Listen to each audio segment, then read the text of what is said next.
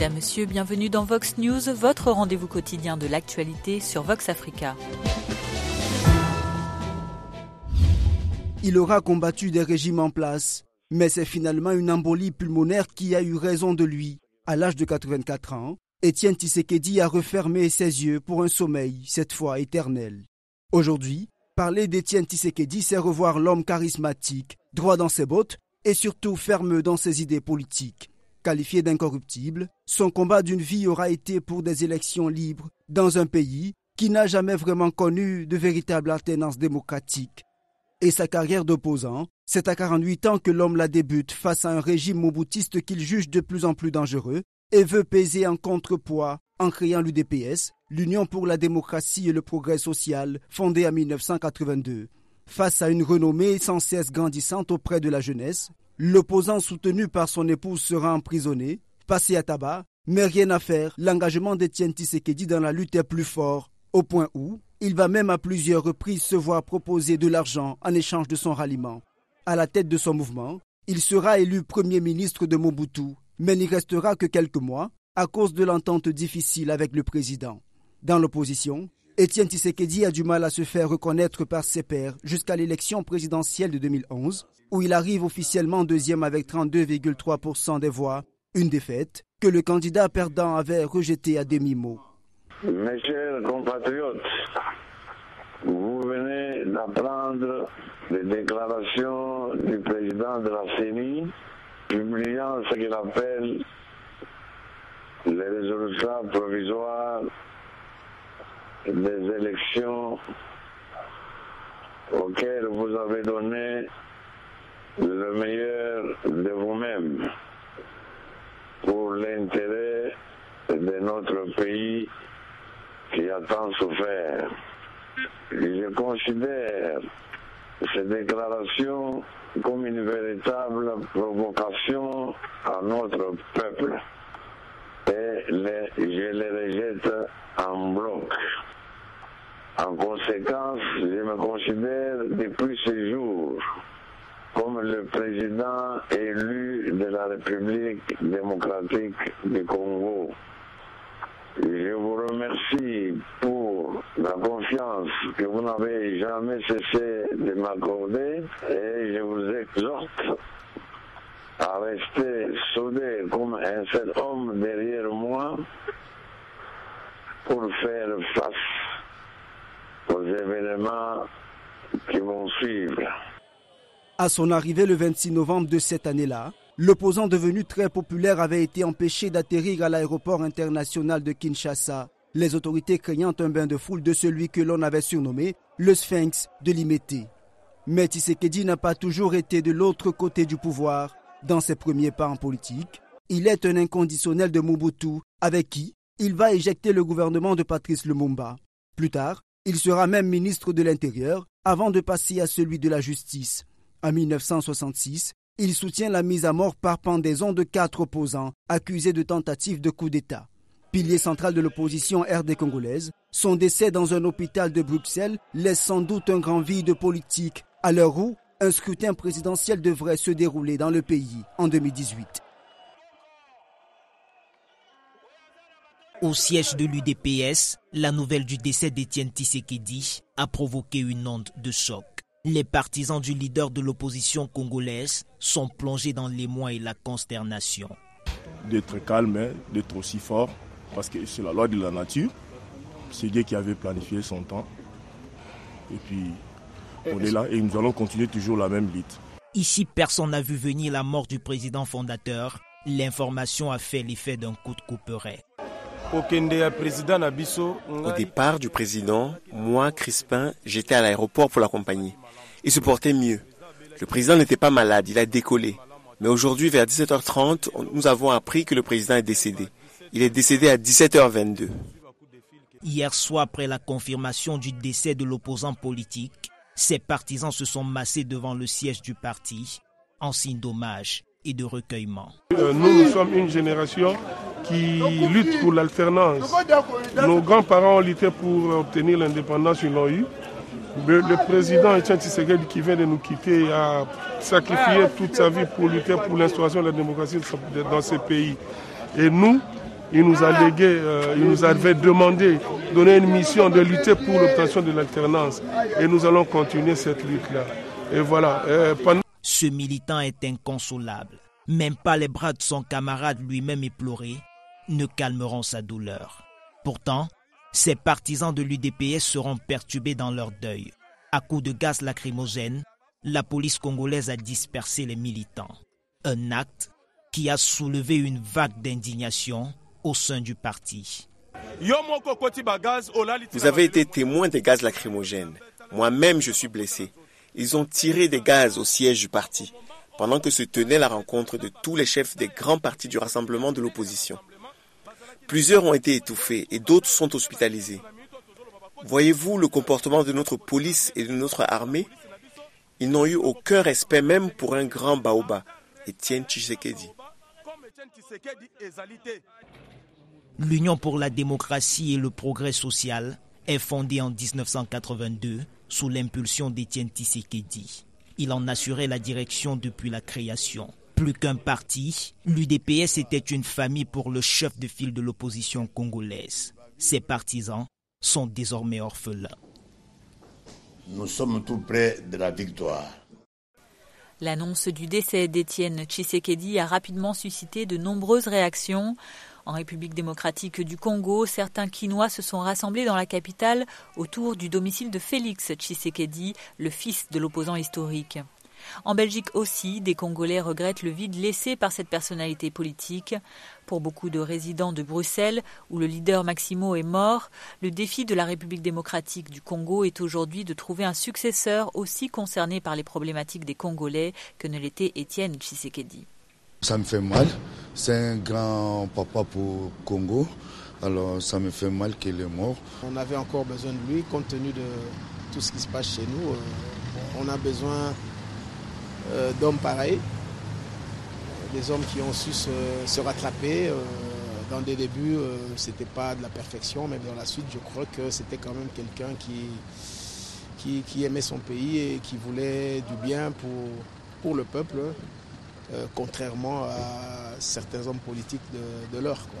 Chez nous, on ne maîtrise rien du tout. Ce que ça va changer, c'est que on ne sait pas qui pourra prendre, il avait une place, qui pourra prendre sa place chez nous maintenant. C'est un vide, mais on espère qu'il y aura des gens, des hommes de valeur qui vont, réagir et qui vont essayer de reprendre sa place et continuer cette lutte. En Gambie, le nouveau gouvernement d'Adama Barrow était constitué à plus de moitié mercredi.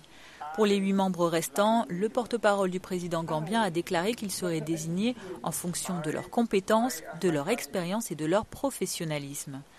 Autre changement opéré par Adama Barrow et annoncé à la télévision publique mercredi soir, le limogeage du chef de l'ancienne agence nationale du renseignement. Yankuba Badjié a été remplacé par Moussa Diba, le directeur des finances de cette redoutée NIA.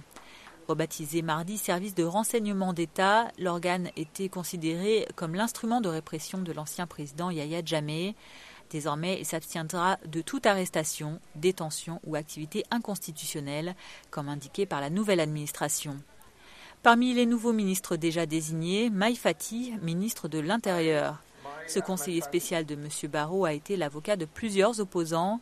En 2009, il crée en exil son propre parti, le Congrès moral de Gambie, et il rentre dans son pays en 2011. Quant au ministre de l'économie et des finances, Amadou Sané, il sort de prison après une grâce présidentielle obtenue lundi. L'ancien trésorier du principal parti d'opposition avait été condamné en décembre 2013 à 5 ans d'emprisonnement. M. Sané avait écrit dans une lettre ouverte que 2 militants de l'UDP risquaient la mort s'ils ne partaient pas en exil. Moi, Mai Ahmad Fati, jure que je remplirai toutes les fonctions de ministre de l'Intérieur de la République de Gambie, sans crainte ni faveur, affection ou mauvaise volonté, selon la Constitution et toutes les lois de la République de Gambie. Dieu aide-moi. Moi, Amadou Sané, ayant été nommé ministre de l'économie et des finances de la République de Gambie, Je jure que je serai fidèle et promets allégeance à la République de Gambie selon la loi. Dieu aide-moi. À Cotonou, pendant que l'opération de déguerpissement bat son plein, une polémique est née. Il a été annoncé sur les réseaux sociaux que le chef de file de la CAS a fait démolir une mosquée dans la capitale économique du Bénin. De vives réactions ont été enregistrées dans le camp des pratiquants de l'islam. Pour calmer la tension, le préfet de Cotonou s'est rapproché du père des imams du Bénin pour d'amples explications. Jamais la délégation préfectorale n'a cassé la mosquée de Kadiaou. La mosquée de Kadiaou a été déjà cassée par l'imam lui-même depuis près de 2 ans dans une politique de reconstruction de cette mosquée à l'instar de ce qui s'est fait à Zongo. Deuxième élément, on n'a pas fermé la mosquée de Kadiaou. Aucune décision préfectorale n'a été prise pour fermer la mosquée de Kadiaou, contrairement à ce qui se ventile dans les réseaux sociaux. À la suite de cette séance d'échange, toutes les zones d'ombre ont été éclairées. Les musulmans, à travers leur patriarche, lancent un appel au calme et attirent l'attention de tous sur l'intoxication qui remplace les vraies informations sur les réseaux sociaux. Je pense que c'est le meilleur choix. Le préfet a expliqué en long et en large les démarches du gouvernement jusqu'à aujourd'hui. C'est des explications claires qui montrent effectivement qu'il ne faudrait pas se fier aux réseaux sociaux. Qu'il s'agit d'une démarche qu'il faut beaucoup de discernement. Et ça nous a permis de comprendre mieux ce qui se passe dans le pays. Cet espace vide appartenant à la mosquée de Kadiaou est dégagé depuis des lustres par les responsables du lieu de prière. Ils ont en projet la construction d'une mosquée centrale pour cet arrondissement, le 12e de Cotonou. Au Nigeria, les kidnappeurs sont désormais passibles de la peine de mort dans l'état de Lagos. La nouvelle loi signée par le gouverneur Akinwunmi Ambode précise que les ravisseurs emprisonnés pourront être tués si leurs victimes sont décédées. Selon la même loi, un kidnapping avec demande de rançon pourra lui être sanctionné d'une peine de prison à vie. Les enlèvements sont une des menaces principales au Nigeria ces dernières années. En octobre, 4 étudiants et des enseignants ainsi que le vice-principal de la Lagos Model School avaient été kidnappés. Moins de 6 mois auparavant, 3 filles, élèves d'une école primaire, avaient elles aussi été enlevées dans l'état de Lagos. Au Libéria, les élections d'octobre prochain s'organisent. L'enregistrement des électeurs a démarré ce mercredi pour une présidentielle cruciale qui verra le départ d'Ellen Johnson Sirleaf. Madame Sirleaf, élue en 2006 comme la première femme présidente démocratiquement élue en Afrique. Parmi les prétendants au poste, son adjoint, Joseph Boakai, ou encore l'ancien footballeur devenu politicien, George Weah. Plus d'une vingtaine de partis ont d'ores et déjà annoncé prendre part au scrutin. Côté électeurs, 2,5 millions de personnes sont attendues pour retirer leur carte d'électeur, selon le directeur de la communication Joseph Niusua. La population libérienne compte 4 millions d'habitants. Dès les premières heures de l'ouverture des enregistrements, les quelques 2080 bureaux de vote étaient pris d'assaut par la population, impatiente de pouvoir participer à l'élection d'octobre. Depuis la fin de la guerre civile dans le pays, c'est la première élection organisée uniquement par des Libériens. En juillet dernier, la mission de paix des Nations Unies avait également passé le relais au gouvernement libérien pour assurer sa sécurité nationale. L'affaire fait grand bruit depuis ce mercredi. La mort d'une centaine de malades mentaux en Afrique du Sud jette l'opprobre sur le système de santé du pays. Une enquête officielle a été publiée par le professeur Malega Pourou Makoba, médiateur en charge des questions de santé. Le rapport de 68 pages révèle qu'au moins 94 personnes atteintes de maladies mentales sont décédées entre mars et décembre 2016, faute de soins adaptés. Des victimes toutes accueillies dans des établissements sanitaires décrits par des témoins comme des camps de concentration. Déshydratation, diarrhée, crise d'épilepsie, ce sont certains des mots observés chez ces patients après leur transfert en urgence depuis un hôpital psychiatrique de Johannesburg. Pour des raisons d'économie, ces malades avaient été dirigés vers 27 centres de soins de qualité médiocre tenus par des organisations non gouvernementales. Le document décrit des conditions de séjour dans des centres souvent mal équipés, privés de chauffage ou surchargés et où ne recevaient parfois pas assez à manger ni à boire. La ministre provinciale en charge de la santé a depuis présenté sa démission. Le Premier ministre de la province a quant à lui promis de trouver tous les responsables de l'affaire. J'ai l'impression qu'elle était déshydratée et affamée et qu'on ne la nourrissait pas. C'est ce que je soupçonne, mais j'attends toujours le rapport d'autopsie. C'est ce que je soupçonne à cause des conditions dans lesquelles elle se trouvait. Ils l'ont probablement juste laissée là et ils n'ont rien fait, parce qu'elle portait encore des vêtements qu'elle avait en partant de l'hôpital psychiatrique. À l'hôpital psychiatrique, avant son transfert, ça se voyait que Virginia allait mieux. Elle faisait des progrès. Elle avait même pris du poids. Et des fois, elle nous reconnaissait. Des fois, elle ne nous reconnaissait pas. Mais elle en était arrivée au point où elle faisait des blagues de temps en temps. Et on le sentait bien que ce qu'il faisait là-bas, ça marchait. C'était ce dont elle avait besoin. On avait compté 39 décès et on soupçonnait que ça monterait jusqu'à 60. Mais 94, on n'avait pas imaginé autant. Ça veut dire que depuis l'appel au médiateur, le service de la santé n'a rien fait. Pourtant, nous avions appelé au secours en leur disant « Ok, ceux qui sont morts, c'est fini, on fera notre deuil. Mais pouvez-vous faire quelque chose pour ceux qui vivent encore dans ces endroits ?» Et ils n'ont rien fait. Cette femme, la ministre Kedani Malangou, pense vraiment qu'elle peut s'en tirer. Et c'est l'une des raisons pour lesquelles je me suis dit « Ce n'est pas possible. Vous ne pouvez pas causer autant de douleur, autant de chaos et penser qu'il suffit de démissionner et c'est tout. » Le Maroc vient tout juste de réintégrer l'Union africaine après 33 ans d'absence et premier grand déplacement en Afrique subsaharienne du souverain marocain depuis le Soudan du Sud. Mohamed VI est arrivé à Djouba mercredi pour 2 jours de visite officielle. Après son arrivée, le chef du royaume chérifien et le président sud-soudanais Salva Kiir ont présidé une cérémonie de signature de 9 accords bilatéraux dans différents domaines de coopération entre les 2 pays.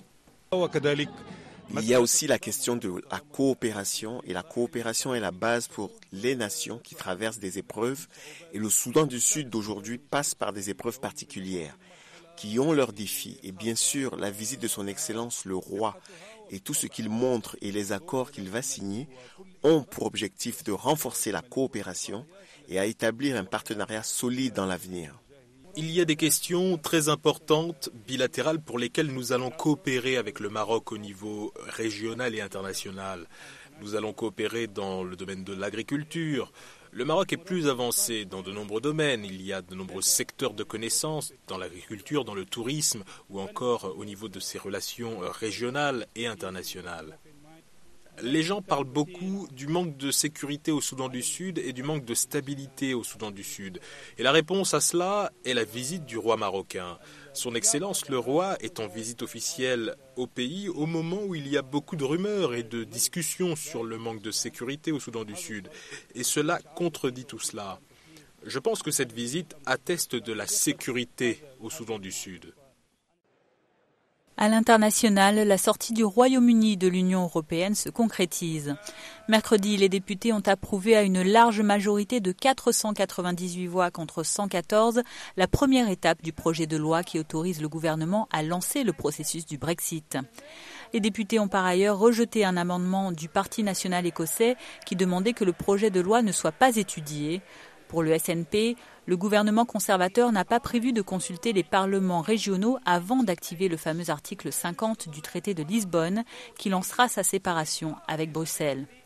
Au lendemain de ce vote historique au Parlement, le gouvernement britannique a publié ce jeudi sa stratégie sur le Brexit. Le livre blanc qui le contient reprend les grands axes déjà dévoilés, notamment la sortie du marché unique. Après des années difficiles en Syrie puis au Liban, Moussa s'estime chanceux. Il a obtenu l'asile avec sa femme et leurs 6 enfants à Reykjavik, en Islande, en octobre dernier. Les gens sont très gentils et sympathiques. Je ne m'y attendais pas. Je pensais qu'il y aurait des problèmes, comme au Liban, mais en Islande, j'ai l'esprit détendu. Ma femme et mes enfants aussi. À des milliers de kilomètres de chez eux, les Al-Saadi essaient de préserver leur identité. Moussa continue d'aller à la mosquée, ses enfants prennent des cours d'arabe chaque dimanche. Depuis 2015, 71 Syriens ont été accueillis en Islande. En hiver, les températures peuvent tomber jusqu'à moins 25 degrés et il n'y a pas plus de 3 heures de soleil par jour. Mais pour Jouma, Syrien de Damas, ce n'est pas le plus difficile. La langue est le plus gros obstacle. C'est-à-dire que nous pouvons nous adapter à toutes les conditions ici, qu'elles soient bonnes ou mauvaises. On peut vivre avec. Ce n'est que la langue qui est un peu difficile. Nous avons besoin de temps pour nous adapter complètement. Jouma vit avec sa femme et leurs 5 fils à Akuiri, à environ 50 km du cercle arctique. Plusieurs familles de réfugiés se sont vues offrir un logement dans cette ville. Les habitants d'Akuiri étaient très curieux au début et le sont encore. Ils nous ont beaucoup aidés à intégrer les familles pour qu'elles se sentent chez elles. Et bien sûr, nous savons que ça a été difficile pour elles d'arriver dans un pays étranger tout au nord. Une quarantaine de Syriens devraient arriver en Islande dans les prochaines semaines. Sur cette île d'environ 323 000 habitants, l'extrême droite, hostile à l'immigration, reste marginale. Le Premier ministre indien Narendra Modi en pleine campagne pour des élections clés au Pendjab. Quels que soient les résultats dans cet état du nord-ouest de l'Inde, certains se réjouissent déjà. Dans ce centre de désintoxication, les patients affirment que les périodes d'élection sont toujours très populaires dans leur village. Comme tout toxicomane, j'adore les élections et j'aimerais qu'elles aient lieu tous les mois parce que c'est la meilleure période pour obtenir ce qu'on veut. Chacun reçoit ce qu'il désire. D'habitude, on doit sortir chercher un dealer, mais pendant les élections, on reçoit les drogues gratuitement à domicile. Quand ils arrivent au village, ils disent « tout ce que vous voulez, toutes les drogues que vous voulez, on vous les donnera tant que vous votez pour nous ». Séduire les électeurs à coups d'espèces, d'alcool ou même d'appareils électroménagers est monnaie courante en Inde. Mais au Pendjab, c'est la drogue qui est utilisée comme arme fatale dans un État qui compte des dizaines de milliers de toxicomanes. Situé à la frontière avec le Pakistan, il est la porte d'entrée de nombreuses substances dans le pays. Sur scène, les candidats des différents partis promettent des lois et sanctions alourdies pour éradiquer ce fléau. En coulisses, c'est une autre histoire. Quand ils organisent des grands meetings, ils rassemblent des groupes de personnes pour y aller. De l'héroïne est offerte à un groupe, de l'alcool à un autre, des pilules au troisième et de l'opium au dernier.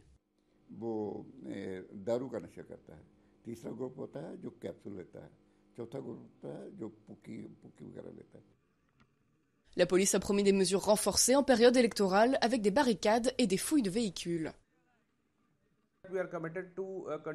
Nous sommes déterminés à contrôler la menace dans cette région. Nos hommes travaillent sans relâche. J'espère que ces élections ne vont pas être affectées par la grande quantité de drogue disponible ici. Le problème de drogue est tel qu'il est devenu un thème fort des élections. L'opposition accuse les autorités au pouvoir, alliées du parti de Modi, de fermer les yeux sur ce qui a valu au Pendjab son surnom de plaque tournante indienne de la drogue.